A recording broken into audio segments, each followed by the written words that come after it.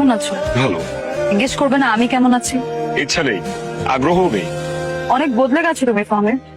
মানুষ মানুষ মরে গেলে পচে যায়, আর বেঁচে থাকলে বদলায়, কারণে অকারণে বদলায়। আমাদের ঝগড়ার কিছুদিন পরে আমি জানতে পেরেছিলাম যে ওই মেয়েটার সাথে তোমার কোনো সম্পর্ক ছিল না। এরপর তারপর আপনি আমাকে অনেক খুঁজেছেন, কিন্তু পাননি। ফাহমিদ, ওই দিনের জন্য আই এম রিয়েলি সরি। আমি না রাগের মাথায় কি কি বলে ফেলেছিলাম আমি নিজেও জানি না, কিন্তু আমি এখনো তোমাকে ভালোবাসি ফাহমিদ। Nice jokes. জোকস তো ভালো ছিল।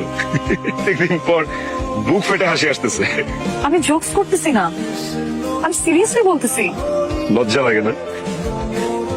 লজ্জা শরম নাই আপনার? একটু তো হায়া লজ্জা শরম এগুলো থাকা উচিত একটা মানুষের। ভালোবাসা মানে কি? ভালোবাসা মানে বোঝেন? ভালোবাসা মানে হচ্ছে making commitments, fulfilling those commitments.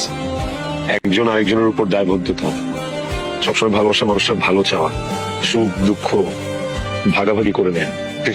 আরে কি বলি, এইসব ছিটে ফোটাও তো আপনার মধ্যে নাই, ছিলও না।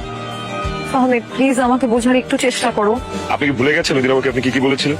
অনেক কথা বলেছি, স্পেশালি ওই কথাটা, স্ট্যাটাস, ভালোবাসার স্ট্যাটাস দেখে হয়, তাই না? এরকমই তো একটা কথা ছিল। সরি টু সে, এখন আমার আর তোমার, আই মিন আপনার, আমার আর আপনার স্ট্যাটাস এর মাঝখানে যোজন যোজন দূরত্ব, অনেক ডিস্টেন্স। আমি আর ওই ফাহমিদ নাই যে ফাহমিদকে আপনি রাস্তায় ফেলে চলে গেছিলেন। This is a complete different man. এই ফাহমিদ অন্য ফাহমিদ। তার প্রতি আমার কোনো রাগ ক্ষোভ গ্রাজেস কিচ্ছু নেই, মাফ করে দিচ্ছি। বাট একটা কথা কি জানেন, আপনি চলে যাওয়ার পর আমি আর কাউকে ভালোবাসতে পারিনি।